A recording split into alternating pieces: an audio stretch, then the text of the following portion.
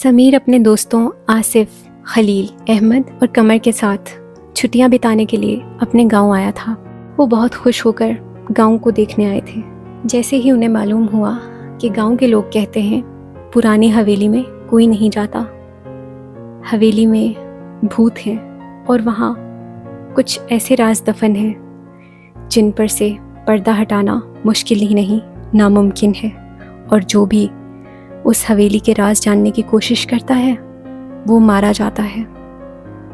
समीर और उसके दोस्तों ने इस बात का मजाक बनाया और फैसला किया कि वो वहाँ पर पूरी एक रात गुजारेंगे। अगले ही दिन शाम को समीर लोगों ने घर पे झूठ बोला कि वो बारबेक्यू की गर्ज से जा रहे हैं और लेट आएंगे। क्योंकि लड़के नौजवान थे तो घर वालों ने कुछ कहा नहीं और वो छुपकर हवेली चले गए। हवेली की दीवार एक तरफ से टूटी हुई थी। उन्होंने फैसला किया कि उस टूटी हुई दीवार का सहारा लेकर वो अंदर दाखिल होंगे, क्योंकि लोग डरते थे, उस तरफ किसी का आना जाना नहीं था। उन्होंने इसी बात का फ़ायदा उठाया और दीवार फलांगकर जैसे तैसे हवेली के अंदर चले गए। हवेली के अंदर पहुंचते ही वो सब बहुत खुश हुए। हवेली अंदर से बहुत ही पुरानी और खौफनाक सी थी। जर्द दीवारें, टूटी फूटी लकड़ियाँ, पुरानी लकड़ी की अजीब सी बदबू। लेकिन सबसे अजीब बात थी, हवेली के बीच में एक बड़ा सा गहरा कुआं था जो बहुत ही अंधेरा था। समीर और उसके दोस्तों की आवाज़ें हवेली में गूंज रही थी। वो एक दूसरे को छेड़ने की गर्ज से कह रहे थे, हेलो, कोई है यहाँ पर? कौन है? यहाँ कौन सा राज छुपा है? ऐसा क्या है जो लोगों को मार देता है? कौन है यहाँ पर? कोई हसीन डायन या फिर चुड़ैल या भूत या जिन? आसिफ ने मस्ती में हंसते हुए कहा और फिर सारे दोस्त कहके लगाने लगे और हंसने लगे। उन्होंने पूरी हवेली का जायज़ा लिया। हवेली बहुत ही बड़ी थी और पुरानी भी। अंदर क्योंकि अंधेरा था, इस वजह से वो लोग जल्द ही वहाँ से बोर हो रहे थे। समीर ने कहा, हम वैसे ही यहाँ आए, वक्त बर्बाद हो रहा है यार, चलो वापस चलते हैं। तभी आसिफ ने समीर के कंधे पर हाथ रखा और शरारत से कहा, क्यों भाई हीरो, अभी से डर गया? अभी तो यहाँ रात गुजारनी है। इस बात पर सब हंसने लगे और समीर भी मुस्कुरा दिया।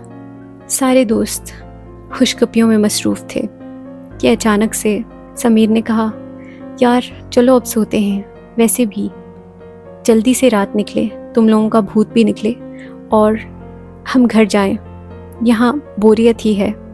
असल में समीर के दिल में कुछ अजीब सा अनजाना सा खौफ था, लेकिन उसने अपने दोस्तों से शेयर करना मुनासिब नहीं समझा। उसे लगा कि शायद ये उसका मजाक उड़ाएंगे, मगर समीर के दिल में एक अजीब सी बेचैनी थी। उसे लग रहा था हवेली के कोने कोने से कोई छुपा उन्हें देख रहा है। रात गहरी हुई। दोस्तों ने एक के बाद एक सोना शुरू कर दिया, लेकिन समीर की आंखों से नींद कोसों दूर थी। उसे लगता था कि कोई आवाज़ सुनाई दे रही है। आहिस्ता आहिस्ता वो आवाज़ चीखों में तब्दील होने लगी। समीर ने डरते हुए अपने दोस्तों को आवाज़ लगाई, यार आसिफ, खलील, उठो, कोई तो उठो। मगर किसी ने उसकी बात पर ध्यान न दिया। आसिफ ने कहा, सो जा यार, क्यों तंग कर रहा है? इतना भी क्या डर? खलील ने भी करवट बदली। समीर चुप हो गया, लेकिन कुछ ही देर बाद एक जोरदार चीख सुनाई दी जो पूरी हवेली में गूंज गई। सब लोग एकदम से डर के मारे उठ गए। आवाज़ कुएं से आई थी। उन सब के चेहरे जर्द पड़ गए और हवेली का माहौल एकदम खौफनाक बन गया। समीर ने डर कर कहा, ये कुआं बहुत अजीब है, मुझे यहाँ से निकल जाना चाहिए, बल्कि हम सबको हमें यहाँ से निकल जाना चाहिए। लेकिन आसिफ ने मुस्कुराते हुए कहा, यार तू इतना क्यों डरता है? कुएं की बात है, मैं देखता हूँ, सब्र। ये कहते हुए आसिफ ने अपने बिस्तर पर हाथ से टटोला और टॉर्च ढूंढी। स्लीपर्स पहनते हुए आसिफ टॉर्च ऑन करता हुआ उठा और कुएं के पास जाकर टॉर्च नीचे की तरफ की। टॉर्च की रोशनी ने कुएं के अंदर की गहराइयों को चमका दिया, मगर कुछ दिखाई ना दिया। आसिफ ने कहा, देख यार, यहाँ कुछ नहीं है, और अपने एक बाजू को कुएं के अंदर वाली साइड पे करता हुआ झुका। अचानक से कुएं के अंदर से एक हाथ बाहर आया और आसिफ को गर्दन से पकड़कर घसीटता हुआ कुएं की तरफ ले गया। आसिफ जोर जोर से चीख रहा था, लेकिन कोई उसे बचाने के लिए नहीं गया। सब डर के मारे अपनी अपनी जगह से हिल भी नहीं पा रहे थे। आसिफ को कुएं के अंधेरों ने अपनी लपेट में ले लिया। एकदम से आवाजें आने बंद हो गई।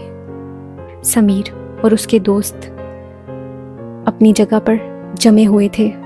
समझ नहीं आ रहा था क्या करें। अचानक से जैसे समीर को होश आया हो, उसने कहा, हमें उसे बचाना चाहिए, आसिफ कुएं में गिर गया है। जैसे ही उन सब ने कुएं की तरफ दौड़ लगाई, कुएं के अंदर से एक खौफनाक आवाज़ आई, जो किसी लड़की की थी। जो इस कुएं में झांकेगा वो मेरी रूह का हिस्सा बनकर रह जाएगा। समीर को खलील ने रोक दिया और कहा, नहीं भाई, आगे मत जा, हम आसिफ को खो चुके हैं, क्या पता कुछ और ना हो जाए। ये कहकर सब दोस्त सिसक सिसक कर रोने लगे और अपने प्यारे दोस्त आसिफ की मौत का मातम बनाने लगे। उसके बाद आसिफ कभी वापस नहीं आया